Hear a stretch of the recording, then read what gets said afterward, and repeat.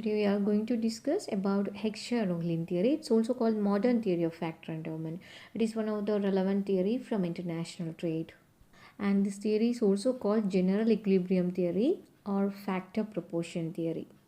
I'm going to explain the content of this theory in a very brief manner, okay?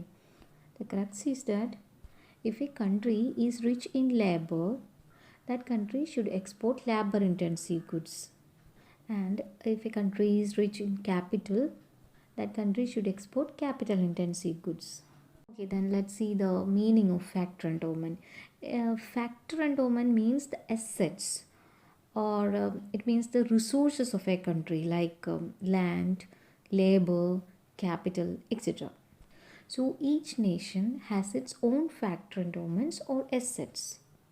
For instance, some countries may have more labor and less machinery, and some countries may have more machinery and less labor. So this theory believes that different countries are endowed with or provided with varying proportions of different factors of production. Okay. If you observe some fact, it's clear to you that some countries have large population and large labor resource. But at the same time, the other countries have abundance of capital but short of labor resource.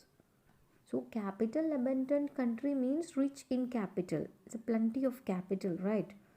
So obviously this country is able to produce capital intensive goods.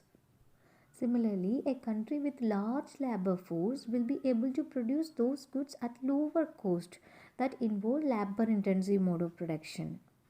So the crux of the theory is that capital abundant countries should produce capital intensive goods. Similarly, a labor abundant country will produce labor intensive goods. Okay. For example, we can say China exporting manufactured goods due to its cheap and disciplined labor, and India exporting BPO services due to availability of highly skilled labor. So factor endowment theory explains that a country should produce and export a commodity that primarily involves a factor of production which is abundantly available within the country. There is one more term I want to explain, that is about Leontief paradox. In 1954, Leontief put this theory to an empirical testing, and he analyzed the data regarding US trade during 1947, and he found that this country was exporting less capital intensive goods even when it had abundance of capital compared to labor. You got the point. That is, according to factor proportion theory, USA would have exported more of capital intensive goods. Actually, there was a less focus on the export of capital intensive goods.